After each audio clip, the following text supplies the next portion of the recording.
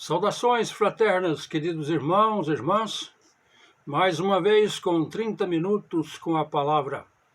Estamos continuando o nosso estudo de Atos no capítulo 10. Nós vamos começar pelo versículo 23. Oremos.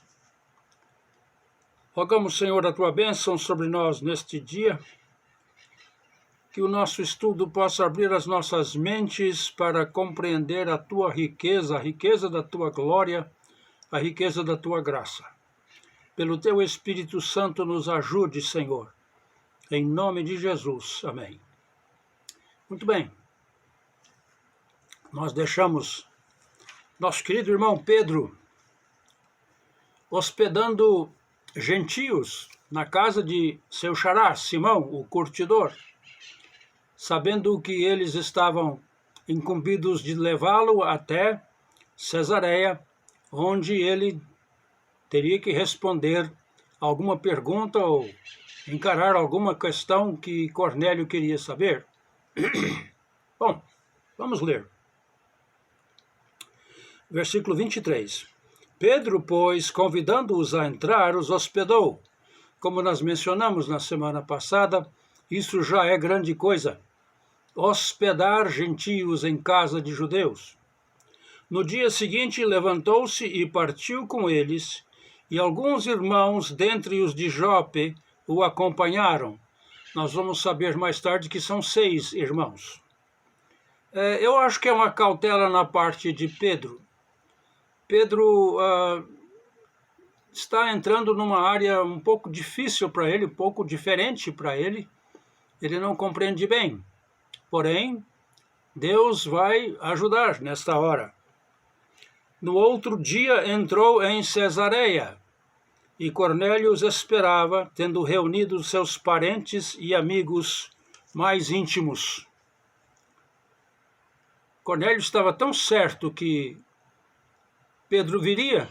Afinal de contas, ele recebeu ordens para mandar buscar Pedro, as ordens divinas. Ele recebeu as ordens sobrenaturalmente. Como é um centurião, sabe que ordens são cumpridas, né? Pois é. Quem estava lá? Cornélio reuniu os seus parentes e amigos mais íntimos. A sua família. O seu ambiente social. 25. Quando Pedro ia entrar, veio-lhe Cornélio ao encontro e, prostrando-se aos seus pés, o adorou. Primeiro, isto é fora da casa de Cornélio. Cornélio sabe muito bem que judeus não entram em casas de gentios, muito menos de centuriões, soldados romanos. Então ele está lá fora, vai lá fora para encontrar com ele. E aí diz, veio-lhe ao encontro e prostrando-se a seus pés o adorou. Afinal de contas, o anjo mandou chamar Pedro, o pescador, Pedro, Simão Pedro, e esse Cornélio, que é um temente a Deus, trata esta pessoa como se fosse sobrenatural, ou melhor, imbuído de poder sobrenatural. De fato é. E adorar. Desculpe, mas nenhum judeu vai aceitar isso. Nenhum judeu vai adorar um homem, muito menos aceitar que um homem o adore. E aí abrimos uma pequena janela para um dos grandes problemas do início da igreja primitiva, que é esta simples coisa. Como adorar um homem, Jesus? Como adorar um homem, Jesus? A igreja teve que lidar com isso. A única maneira é se você diz que este homem é Deus. Aí dá certo. Versículo 26. Mas Pedro o ergueu, dizendo, levanta-te, que eu também sou homem. Não sou anjo, não. Sou homem. E conversando com ele, entrou e achou muitos reunidos. A conversa foi simples, sem dúvida, abrindo mais o leque do conhecimento da situação. E olha como ele vai falar agora. E disse-lhes, versículo 28, vós bem sabeis que não é lícito a um judeu ajuntar-se ou chegar-se a estrangeiros, gentios. Mas Deus mostrou-me que a nenhum homem devo chamar comum ou imundo. Bom, voltemos à visão, ao êxtase que Pedro teve lá em cima do eirado da casa, quando ele estava com fome. Quando Deus falou que aqueles animais podiam ser comidos porque Deus estava declarando-os puros, aceitáveis, Pedro já fez a ligação. Daquele dia, daquela hora, ao meio-dia mais ou menos, até a hora agora que ele está em Cesareia, ele deve estar matutando. Deus disse que eu não devo considerar impuro o que ele considera puro. E ele vai falar isso. Não devo chamar comum ou imundo a nenhum homem. Pelo que, sendo chamado, vim sem objeção. Deus chamou, eu venho. Perguntou, pois, por que razão mandaste chamar-me? Agora Cornélio vai explicar. Versículo 30. Então disse Cornélio, faz agora 4 dias que eu estava orando em minha casa, a hora 9. E eis que diante de mim se apresentou um homem com vestiduras resplandecentes.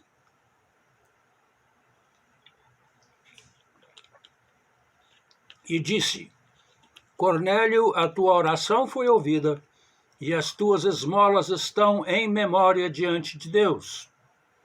Envia, pois, a Jope, e manda chamar a Simão, que tem por sobrenome Pedro. Ele está hospedado em casa de Simão, o curtidor à beira-mar. É mais ou menos, palavra por palavra, o relato que nós temos no início do capítulo 10. Portanto, mandei logo chamar-te, e bem fizestes em vir. Estou feliz que você veio. Agora, pois, estamos todos aqui presentes diante de Deus, para ouvir tudo quanto te foi ordenado pelo Senhor. O paraíso para um pregador. O paraíso para um pregador é isso, estar todo mundo presente, sabendo que estão diante de Deus e estão para ouvir tudo quanto te foi ordenado pelo Senhor. Ah, se as nossas igrejas tivessem congregações assim, um povo unido assim, que estivessem todos conscientes de que estão na presença de Deus, aptos e preparados e ansiosos para ouvir o que Deus tem dado ao seu servo falar. Muitas vezes, quando pregava, eu já pensei assim, quantos será que estão realmente absorvendo esta palavra que eu estou pregando? Sabe qual é a resposta que veio ao meu coração? Esse não é negócio teu. A tua missão é anunciar, é pregar. Convencer é obra do Espírito Santo. Atrair é obra do Espírito Santo, a despeito de quem está pregando. Posso contar um caos? Meu pai, na década de 50, era pastor da Igreja Presbiteriana de Uberlândia. E ele mantinha um ponto de pregação aos domingos numa vila de agricultores, eu acho que era, é isso mesmo. Ali próximo onde está o aeroporto de Uberlândia hoje, era mato, cerrado, aberto.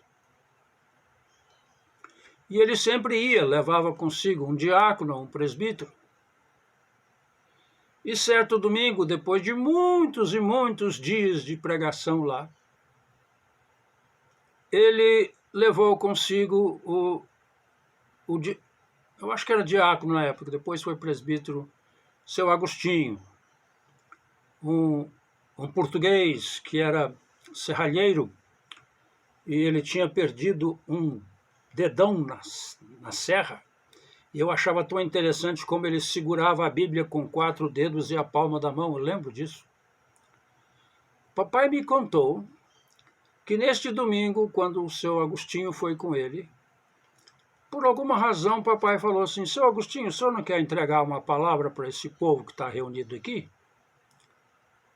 Na simplicidade, este homem anunciou Jesus. E 11 pessoas se converteram naquele momento. Papai, que tinha toda a bagagem de seminário, de faculdade, de tudo, era um pregador, um pastor, havia ido lá tantas e tantas vezes, nenhuma conversão.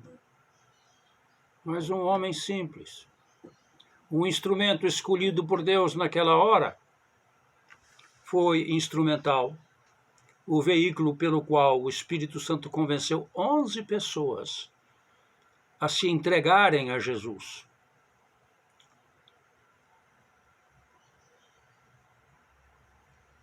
Portanto, agora estamos todos aqui presentes diante de Deus para ouvir tudo quanto te foi ordenado pelo Senhor. Então Pedro, tomando a palavra, disse, aqui é o sermão: na verdade, reconheço que Deus não faz acepção de pessoas. É como se ele estivesse dizendo, agora reconheço. Agora eu estou percebendo. A visão que eu tive no eirado anteontem, agora está sendo clara para mim. Deus não faz acepção de pessoas. Quem é aceitável a Deus? Versículo 35. Mas que lhe é aceitável aquele que em qualquer nação. O grego diz em qualquer etnia. Em qualquer grupo de pessoas na face da terra, quem teme a Deus e pratica o que é justo é aceitável a Deus. Agora ele vai entrar no cerne da missão. Pedro foi preparado para esta hora e agora ele entende por que é que ele teve aquela visão. 36.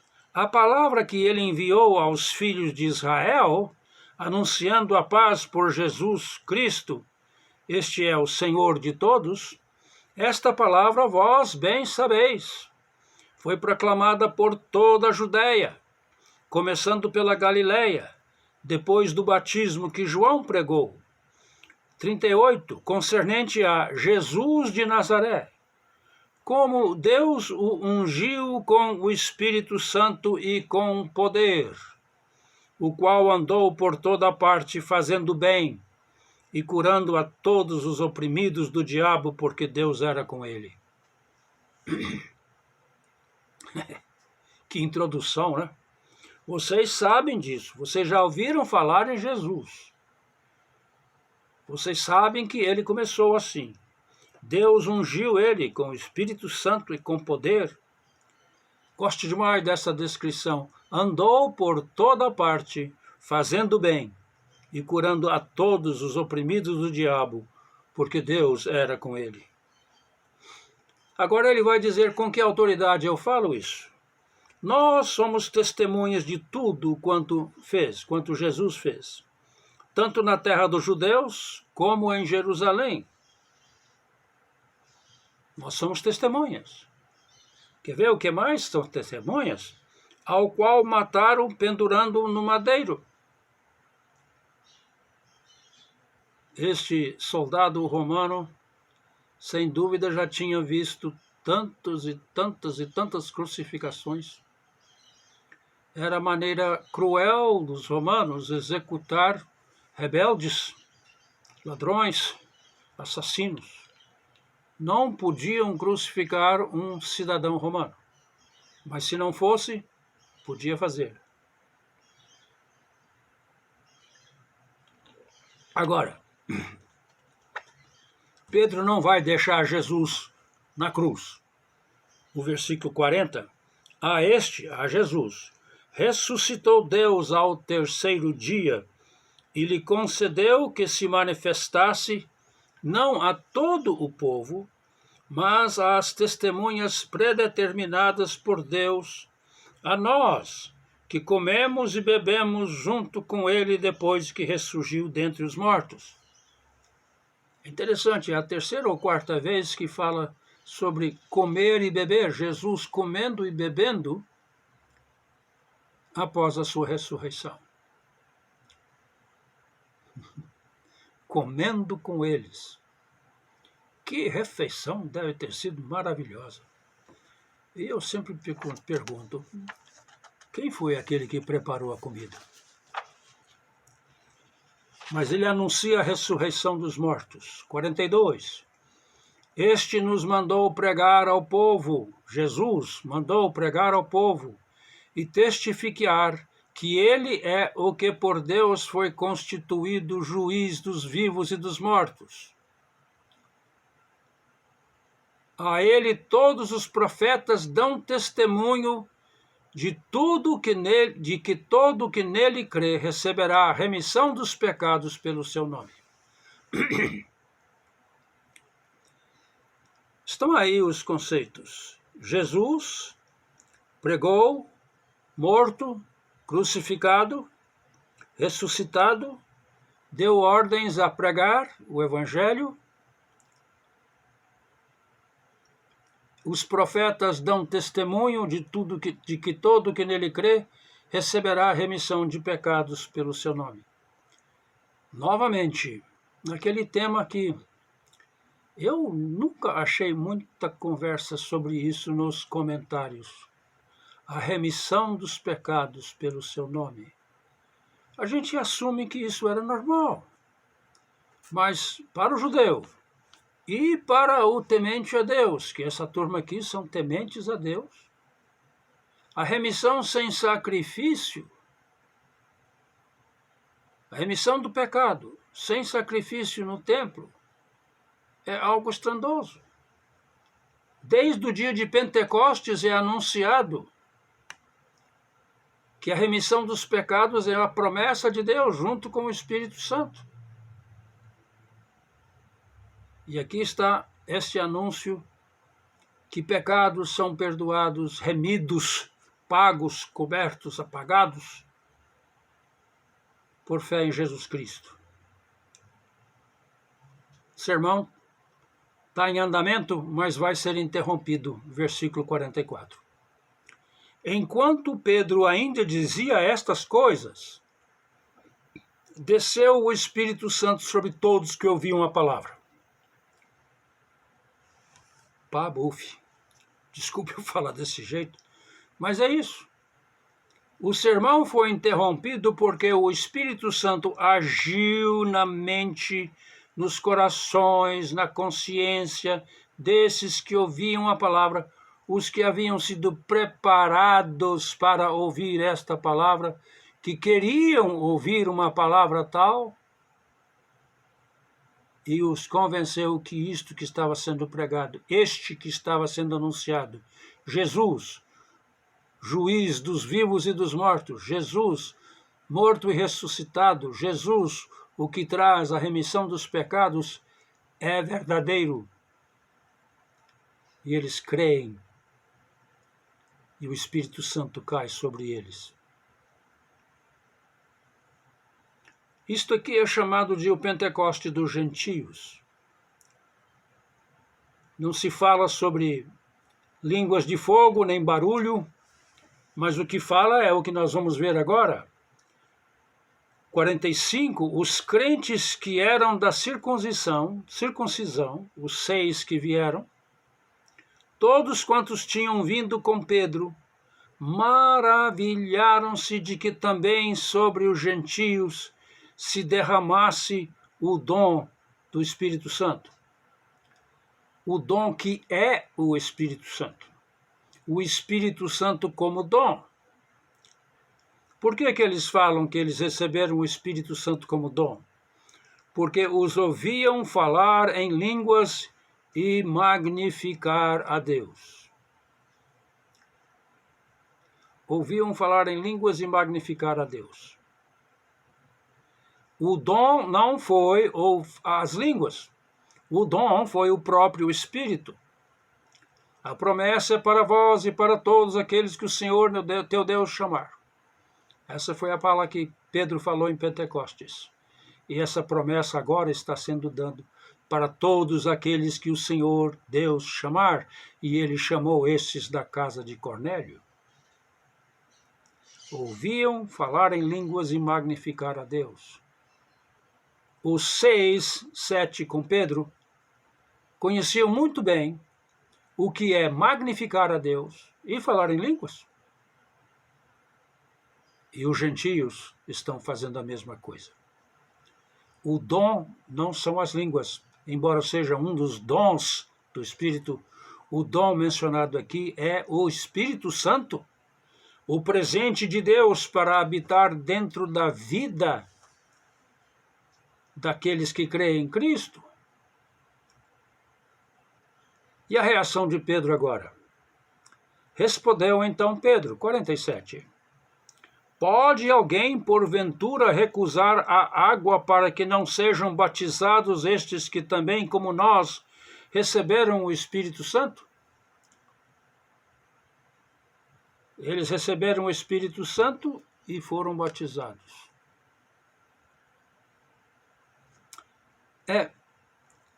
Pedro faz a pergunta retórica: será que tem alguém que pode recusar o batismo a esses aí? O batismo é uma coisa séria. É uma iniciação. É uma inserção para a vida de Cristo, para o corpo de Cristo. Eu gostaria de lembrar que o Espírito Santo veio e autorizou este batismo.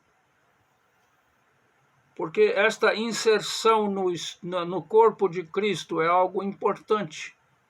As pessoas têm que confessar publicamente que são de Jesus Cristo. Publicamente. E a pergunta de Pedro é: tem alguém que possa proibir a gente batizar estes?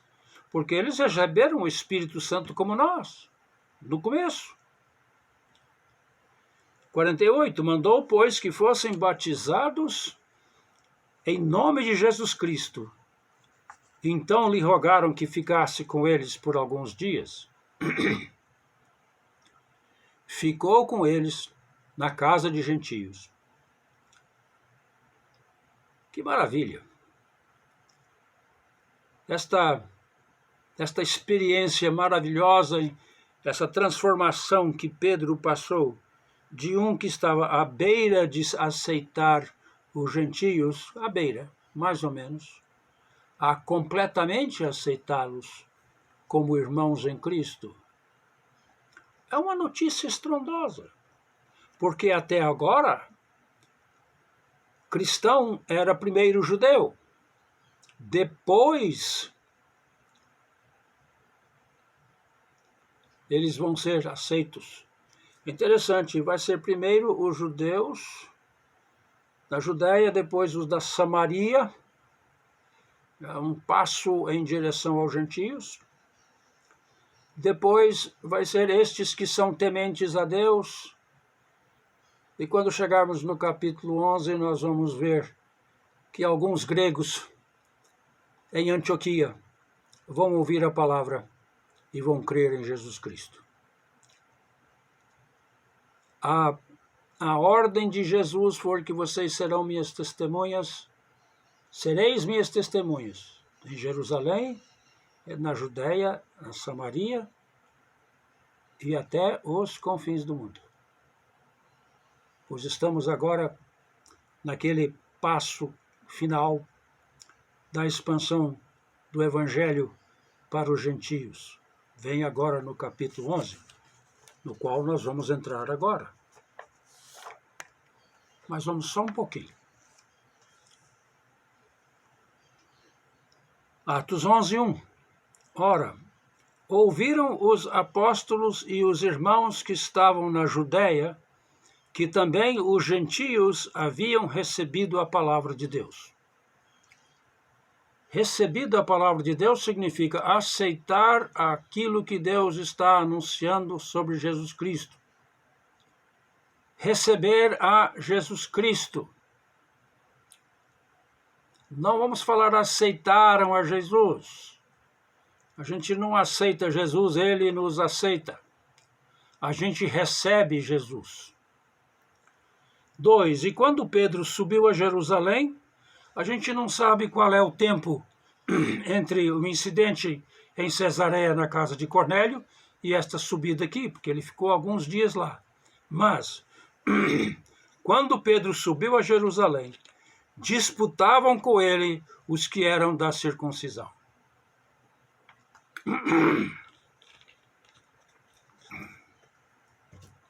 A disputa com ele é a seguinte, dizendo, entraste em casa de homens incircuncisos e comeste com eles. Os fariseus ainda estavam no meio da igreja, pelo jeito. Mais interessados na estrita obediência da lei dietética do que na conversão de uma alma a Jesus Cristo. O mesmo embate que Jesus teve com tantos e tantos fariseus e escribas sobre o que era lícito e o que não era lícito. Se era lícito fazer o bem no sábado. E Jesus arguía com eles toda hora. Pois é, parece que uma porção de fariseus foram convertidos a Jesus, mas não abandonaram ainda o seu farisaísmo. Pedro, porém, começou a fazer-lhes uma exposição por ordem. E eu não vou entrar aqui não, porque ele vai falar tudo o que aconteceu, e é o que nós vamos estudar na próxima vez. Mas isso aqui é um momento maravilhoso na história da igreja. E é tão bom que Lucas nos deixou 2 capítulos, basicamente, sobre esta mudança. Porque está acontecendo uma mudança na igreja. A igreja que, quando Saulo foi convertido, parou de ter muita perseguição, aparentemente, vai se expandir. Logo, logo a perseguição vai aumentar. Os judeus vão começar a deixar de tratar o cristianismo como se fosse uma seita judaica e começar a excluí-los completamente da tradição judaica por causa do seu apelo aos gentios. Até a semana que vem.